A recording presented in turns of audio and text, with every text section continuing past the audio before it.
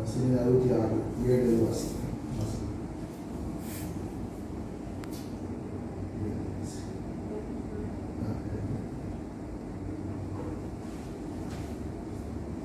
அவர் தம்முடைய வல்லமையினால் என்றென்றைக்கும் அரசாளுகிறார். அவருடைய கண்கள் ஜாதிகள் மேல் நோக்கமாக இருக்கிறது. துரோகிகள் தங்களை உயர்த்தாதிருப்பார்களாக. ஜனங்களே, நம்முடைய தேவனை ஸ்தோத்திரித்து அவரை துதிக்கும் சத்தத்தை கேட்க பண்ணுங்கள். அவர் நம்முடைய கால்களை தள்ளாட ஓட்டாமல் நம்முடைய ஆத்மாவை உயிரோடை வைக்கிறார். தேவனே, எங்களை சோதித்தீர். வெளியே புறம்படுவது போல எங்களை புறமிட்டீர். எங்களை வலையிலே அகப்படுத்தி எங்கள் இடுப்புகளின் மேல் வருத்தமான வார்த்தை ஏற்றினீர். மனுஷரை எங்கள் தலைமையில் ஏறி போக பண்ணினீர். தீயையும் தண்ணீரையும் கடந்து வந்தோம். செழிப்பான இடத்தில் எங்களை கொண்டு வந்து விட்டீர். ராஜனையும் தன்னுடைய வல்லமையினால் இன்றைக்கும் அரசாடுவார் என்று வாசிக்கிறோம். அவருடைய கண்கள் ஜாதிகள் மீது நோக்கமாக இருக்கிறது என்று வாசிக்கிறோம். அவர் சிங்காசனத்தில் அமர்ந்திருக்கிறார். அவர் சிங்காசனத்தில் நம்ம அவரை நோக்கி பார்க்கும்போது நிச்சயமாக அவர் நம்மளை அங்கிருந்து பார்த்துட்டே இருக்கிறார். பார்த்துட்டே இருந்து எதுக்குன்னா நம்முடைய கால்களை ஸ்திரப்படுத்த முடியாது வாசிக்கிறோம். ஜனங்கள் அவர் நம்முடைய கால்களை தள்ளாட வைத்தாமல் நம்முடைய ஆத்மாவை உயிரோடு வைக்கிறார் இல்லையா? இந்த கால்களை அவருடைய தள்ளாட வைக்க மாட்டார். அவர் கீழே விழுந்தது போல தெரியும். ஆனால் அந்த கிருபை நம்ம என்ன செய்யறது ஆன்மீகமாக இருக்கிறது. இது பார்க்கிறோம். ஸோ நம்முடைய ஆத்மாவை உயிரோடு வைக்கிறார். நம்ம பார்த்தோம் அப்படின்னா ஏன் அவர் சில பிரச்சனைகளை கொண்டு போறாருன்னா நம்ம ஆத்மாவை உயிரோடு வைக்கணும். அல்லது சம்டைம்ஸ் பிரச்சனைகளே இல்லை அப்படின்னு சொல்லி சம்டைம்ஸ் வரும்போது நம்ம ஆத்மா அப்படி பழகி போகும். அந்த ஆத்மா உயிரோடு இருந்தால் தான் அவரோட உறவு ஜீவனோட உறவை நம்ம எஸ்டாப்ளிஷ் பண்ண முடியும். Living relationship with God is father and we are his children. அந்த லிவிங் ரிலேஷன்ஷிப்பை நம்ம எங்கே ஒர்க் பண்ண முடியும் அப்படின்னு சொன்னால் இந்த மாதிரி போராட்டங்கள் வைக்க முடியும்.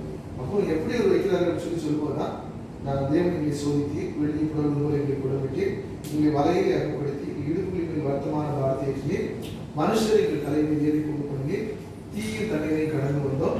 செழிப்பான இடத்துல எங்களை கொண்டு வந்து தீன்னு சொல்லி அவங்க சொல்வது பார்க்கிறோம். சர்வாங்க நகர்வழிகளோடு ஒரு ஆலயத்துக்கு நான் பிரவேசிப்பேன் அப்படின்னு சொல்லி சொன்னார். ஸோ அந்த அற்புதமான காரியங்கள் செய்ய அப்படின்னால சர்வாங்க நகர்வழியோடு நான் நினைச்சேன் ஆலயத்துக்கு நான் பிரவேசிப்பேன் அப்படின்னு சொல்லி சொல்லுவோம். அவ்வளோ ஒரு மகிழ்ச்சியா ஆண்டவர் வாழ்க்கையில் செய்யக்கூடிய காரியங்கள் பார்த்தீங்கன்னா நம்ம நினைப்பது அதிகமான காரியங்களை அவர் செய்கிறார். நமக்காகவே பெரிய பெரிய காரியங்கள் அவர் செய்கிறார். எத்தனையோ டைம் வேலைலாம் பண்ணாங்க. அது இந்த கரெக்ட் வேலையோட பிரச்சனை வரும்போது இந்த கொரோனாவில் ஒரு பிரச்சனை. அதுக்கு முன்னாடி தான் பிரச்சனை கிடையாது. இந்த சுச்சுவேஷனில் நம்ம ஆண்டவர்களை நேசிச்சு அவருடைய பிள்ளைகளை அவர் ஆராதிக்கிற பிள்ளைகளை அவர் நமக்காக புதிய காரியங்களை செய்து கொடுத்தாங்க. ஸோ அப்படி ஒரு காரியத்தை செய்து நீங்கள் நினச்சி பார்த்துருக்கீங்க. இட்ஸ் ஆல் காட்ஸ் பிளெஸிங் கொண்டு வந்து சேர்த்தாரு.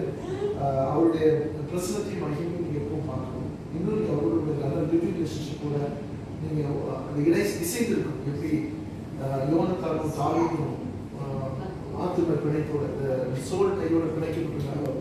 நாமும் ஆண்டவராகிய இயேசு கிறிஸ்துவும் அந்த மாதிரி ஒரு சோல் கை லிவிங் ரிலேஷன்ஷிப்போடு இருக்கும்போது தட்ஸ் வண்டர்ஃபுல் லைஃப். அப்படி இருக்கும்போது ஆத்மா உங்களுடைய காப்பார் ஒரு பெரிய ஜாய் லைஃப் நம்ம பார்க்க முடியும். ஒரு விஷயத்தில் கண்டுபிடிக்க முடியும். ஆண்டவருடைய வசனங்களை காண முடியும். ஆண்டவருடைய பிள்ளைகளுடைய வாழ்வில் ஒரு பெரிய செழிப்பு ஆண்டவருடைய காரியங்களுக்கு அது பொறுப்பெடுத்துக் கொடுக்கும். தேவ பிரசனத்தோடு வாழ செய்ய ஒரு ஜீவனோட அந்த ரிலேஷன்ஷிப் ஆண்டவருடைய ஆத்மா உயிரோடு பிழைத்திருக்கக்கூடிய ரிலேஷன்ஷிப் ஆண்டவருடைய பாவம் செய்து ஆத்மா மறித்து போகுது சொல்லி வாசிக்கிறோம். ஆனால் எங்களுடைய ஆண்டவரை ஸ்தோத்திரப்பா எவ்விடத்திலே வாசிக்கும்போது அக்கிரமங்களினால் பாவத்தினால் மறித்து போயிருந்த எங்களை உயிர்ப்பித்தீர் என்று சொல்லி வாசிக்கிறது போல எங்களை உயிர்ப்பித்து ஆண்டவரே பிள்ளைகளை நீர் ஆண்டவரை நிலைப்படுத்தியிருப்பதற்காக பிள்ளைகளை ஆசீர்வதித்து கடந்து கொடுப்பா. இதிலிருந்து ஒரு ஸ்பிரிச்சுவல் பிளஸிங்கோட ஆண்டவரே மெட்டீரியல் பிளஸோட சேர்த்து ஆசீர்வதிக்க வேண்டும் என்று சொல்லி வேண்டும்.